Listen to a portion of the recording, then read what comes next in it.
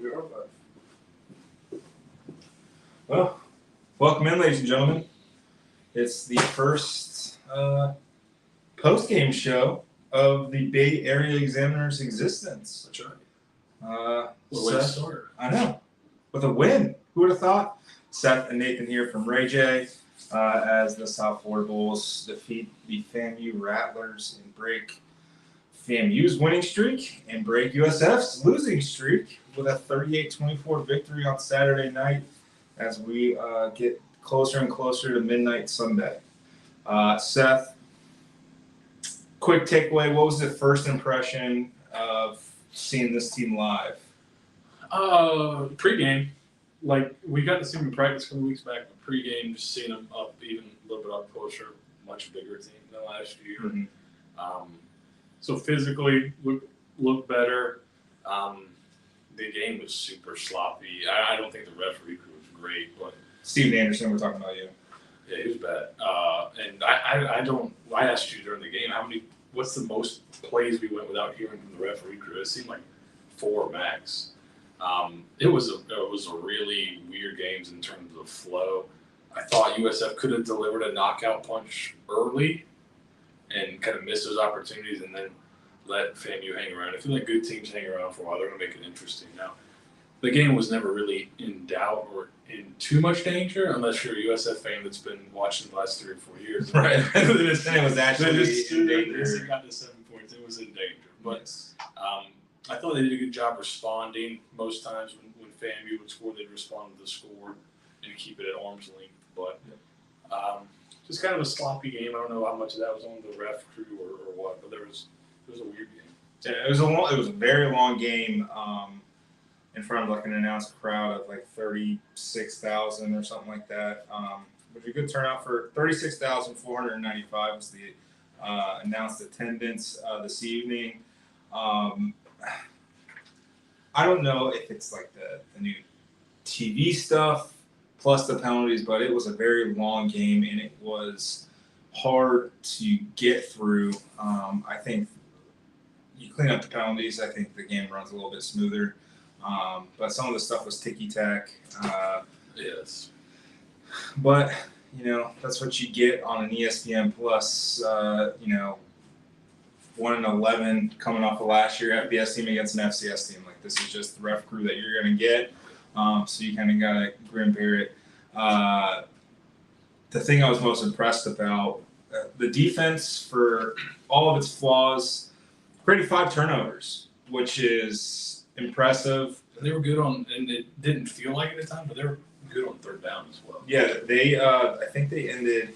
Let me get the number right for you guys. It might have been 4 of 11. Yeah, 4 of 11 on third down, which is pretty great.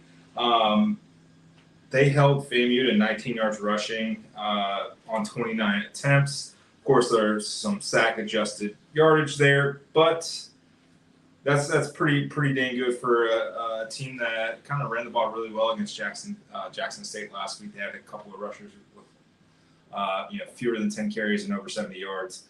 That duo combined for 19 carries and 33 yards. So that's a step in the right direction. They got carved up a little bit through the air, but 3 interceptions, 2 forced fumbles, 2 fumble recoveries, 1 on special teams, forced by FAU transfer Jamie Petway, recovered by Matt Harris. Seemingly long time Bull. So that's the good. The slightly bad Byron Brown in the offense. Struggle bust to 38 points. Yeah, you feel like they sputtered a lot. They ended up scoring 38, which somebody asked in the Discord, when's the last time USF scored 38? They scored 38 twice last year, 39 points in their final game of the season, and 42 in the game against Howard. So, and they put up 40-some. They put up a lot of points against Tulsa the week before Central Florida last year as well. It was like 48-42. So, 3 of your highest scoring games over the last 2 years. Byron Brown's been at the helm, been the starter.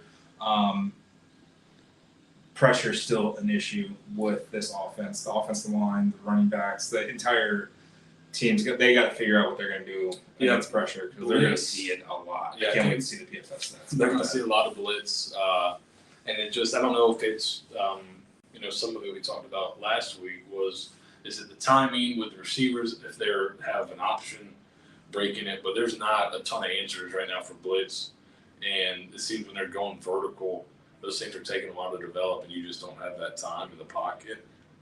There was some shuffling around the offensive line. I think there's probably still some more to be done. It would depend on a possible injury that happened. We're not sure how long that'll be, but you talked to Coach Golish about that. Yep. Zane Herring left pretty early in the game Starting right guard. With an upper body injury. So Derek Bowman, who was actually the starting right tackle this evening, slotted into right guard. RJ Perry, the transfer from Tennessee, slotted in at right tackle and did not look great early on. Yeah, there's some struggles early. That's what this offense is going to look like probably for a while until they get going. I don't think they have the wide receiver talent right now. It honestly feels like they're still a step slow. Like Sean Atkins led the team with 5 catches, 58 yards or something like that. Like they don't have a lot of wiggle. So a lot of there's some young I think Jaquan Smith is a guy that could provide that, but he was injured and dressed tonight. So you don't have that guy, especially in the slot. That's something we've talked about. Does this offense need a really dynamic slot to make it go? Because they've had dynamic slot receivers pretty much everywhere they've been. They've inherited some, recruited some, but they've always been pretty dynamic. And Sean Atkins, I would describe him in a lot of positive ways, but dynamic wouldn't be, one of the first things that pops into my head. So no, reliable, dependable. Yeah, he's a Toyota Camry. Yeah. So they need something. They need a little Jalen Hyatt, like a Lamborghini type. Yeah. The third downs were decent. 8 of 19. I think they wanted to extend a couple drives. They went for it on 4th down 4 times. The last one probably being the most important one, 4th and 6 from the 31, just outside of field goal range, or where Alex Golish felt comfortable kicking a field goal there with about 4 minutes left in the game. Yeah. Up 14, up 7. Up 7. Yeah. Math's hard. It's late. Up 7. He hits Simmons on it was a great ball, great protection. Yep. Probably one of the few times Byram had a clean pocket, delivered the ball. That's probably one of the more glaring things. Is, even with the clean pocket tonight, sometimes he missed. And that's what you had the 2 early. The one to Joyner that was also on 4th down. Maybe could have been caught, but still, he's so open that if you just put it on him, you feel pretty good about it. You don't have to make a perfect throw, just get it to him because he was so wide open. Yep. And same thing, the throw to Jason Littlejohn off the motion and like a screen, they faked the screen and he got up the sideline wide open. Both those, if you hit both those, which were really easy throws, you probably score touchdowns on both of them. You're up 28-7 with the ball going into the second quarter, and this game's totally different. Yeah. So, on the positive side for Byron Brown, this was his 4th career start. He has accounted for 15 touchdowns in those 4 career starts. He has 16 total touchdowns in his career so far. He threw a touchdown against SMU coming in relief late last year. I mean, that's a pretty solid start. No turnovers, which is massive for him. Last week, he ended up with 3 costly interceptions. The strip sack, fumble sack was 3. Threw a couple of interceptions against Central Florida. Had 2 fumbles against Central Florida. That had been an issue. So having a clean game from that perspective from him is a great sign of things to come.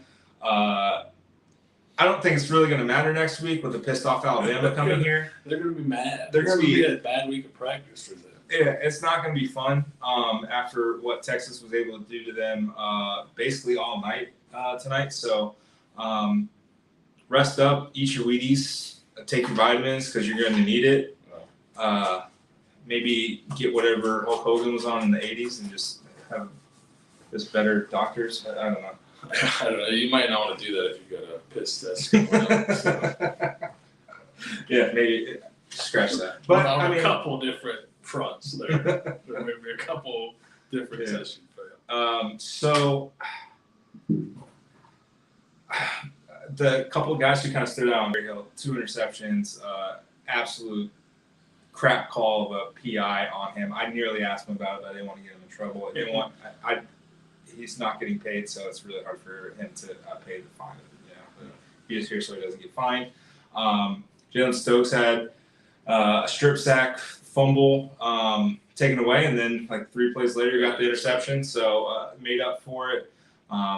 Good game by him. DJ Gordon and Jalen Schuler are dynamic at linebacker. Yeah, we talked about it during the game. It's like, man, they're really flying around. Now, FAMU was able to hit a couple, the quarterback was able to kind of make some time for himself and hit some throws downfield. But, especially in the run game, those linebackers were flying around making plays for a yard or two, sometimes in the backfield.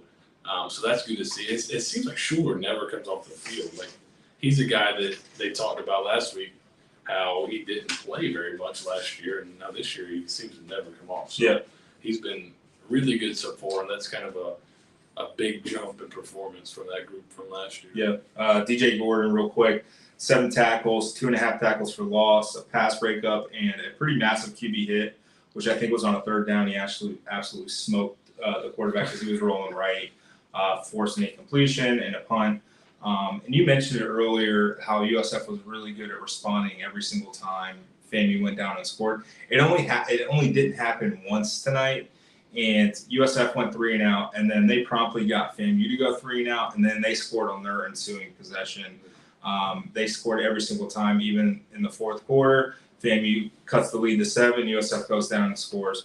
That's the resiliency that I don't think we've seen. Yeah, and we've talked about it over the last probably 2+ years. All right, you have a good game, now respond with an also good game. Yeah. It's just going to be really tough to have a good game. Like, it's really going to be tough. We'll excuse this one. Have a good game against Rice, who knocked off Houston in double overtime. So this week, that's going to be maybe a little bit tougher of a matchup than I anticipated. Shout out JT Daniels, who's also 45. Yeah. So there's that. Jalen Schuler, 7 tackles, forced fumble. Daquan Evans, 5 tackles, 2 tackles for loss. Jonathan Ross had a sack. Maris Brown had a sack. Jaquez Williams had a sack. Jason Vaughn had a sack.